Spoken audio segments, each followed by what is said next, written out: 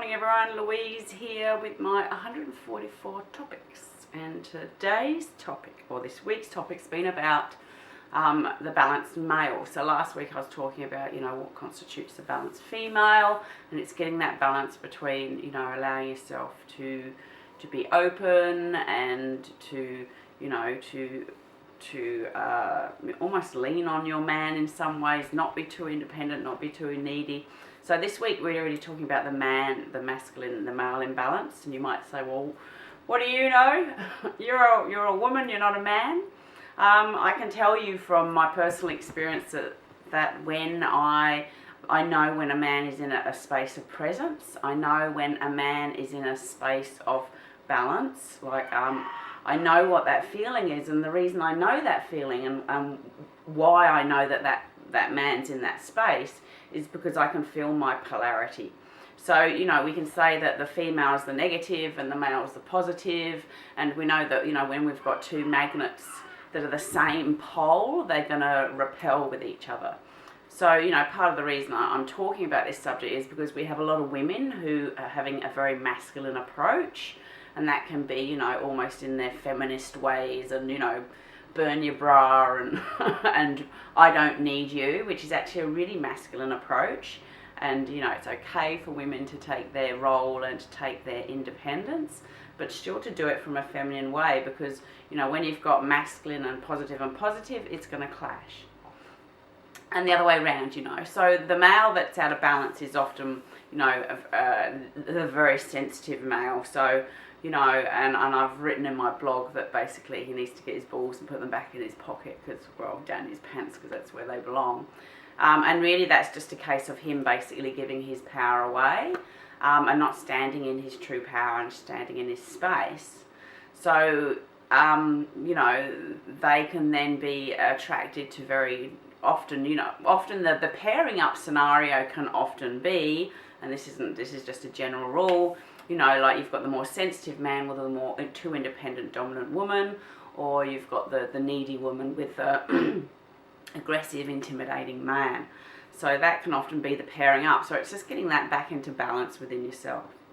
So, with a sensitive man, he really wants to be standing more in his power. He really wants to be, asserting his energy, feeling that energy of his masculinity. And masculinity isn't the opposite pole, which is when it's out of balance in the opposite polarity. It's the man that's very intimidating, very bullying, very egocentric, very competitive, I'm right, you're wrong, that sort of scenario.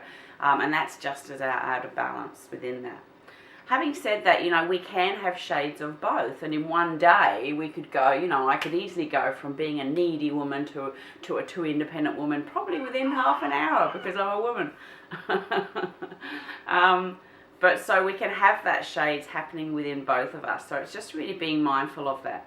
So I know from my practices as a feminine practices that when I, step into that feminine space, that I feel the softness, and you can see that with men. So when I've done, exercises and work with men, and I've, encouraged them to get into that masculine space, it's almost like you see the energy sort of goes from, down there, and it sort of comes up into the chest area. So the chest is quite a big space, holds space for the men, and the chest will puff out. And we can see that, when men are out and, they're doing what men do. I could say things, but it would probably upset males. Puffing up their chests and sort of, that is part of, their space. So as much as our space is sort of lower down, that's a space that they hold energy for them. So in the blog, and this week, the topic that I was also talking about is getting that communication right. So not right, but just getting it healthier and more functional, because the male also thinks very much on a mental plane. So he'll think very much about doing, this is what I've got to do, and the woman will be very much feeling like, well, this is what I want you to be. And I've had years of going through relationships and experiencing the thing, it's not about what you're doing, it's about who you are. And sometimes that can be like a totally misunderstanding and a miscommunication, because the man's like, I don't even know what you're on about, like what I am. and the woman's like, you know, you're just focusing on what you're doing all the time, and you know, because that's really what you want. So when, you know, learning to communicate with each other and trying getting each other on the same page, it's really good to talk about, you know, this is what I'm doing, this is what I'm feeling, and this is what I want. So you're actually covering all those three bases. It helps the woman to actually be very clear about what she wants, because women are very subtle, you know, we trust our intuition, we're very much guided by feeling, and we think that a man knows that, so we think that the man can feel it. Well, can't you feel it? I've hinted enough about it. Like, just stop friggin' hinting. You need to come right out with it, you know. I want you to get off your ass, and I want you to do blah, blah, blah, whatever it is that you're wanting to happen, you know. So be specific about it, but also not doing it in that masculine way, because remember I said last week the male energy is really out and the female's energy is coming in. So it wants to come from a softer space, not from an attacking sort of space, because then we just end up attack or attack and defend, and you know, the whole game can end up going on. So the thing that's most a turn on for a woman in regards to a balanced male, and this is just my point of view, take it or leave it, doesn't really matter, is presence. So knowing that your man is there, like knowing that he is present. And I wrote in the blog about an analogy of, you know, the crazy wild horse going crazy. And that's what the woman does, you know. She's a feeling, she's flow, she's emotion, she changes like the wind, you know. And, you know, men out there, don't even try to understand it. It's something that you're not. So don't even go there. Like, you don't even need to go there at all. But just know it's just her thing. Like, she's just doing her thing. She's letting off steam. She's getting it off her chest. She's doing whatever she wants to do until it starts impinging on you or your relationship, or, you know, things are happening, then boundaries put in place. But, you know, what a lot of women actually want is firm boundaries. And I don't mean a firm hand. Like, this is where there's a big difference here. It's not a controlling thing. It's not saying you should be doing this. It's not saying you have to do this. This is the way it is. You know, it's actually a firm hand saying, look, I'm here and I've got you, and when you're ready. And the thing to do is to stand in that space and stand in your presence and just stand in your power. And it's almost like the more you become aware and the more we grow spiritually, you just sort of sit there and chuckle to yourself and go, she's just doing a crazy thing. She's just nothing to do with me. She's doing a crazy thing. And when she's ready, she'll be back. And of course, sure enough, you will.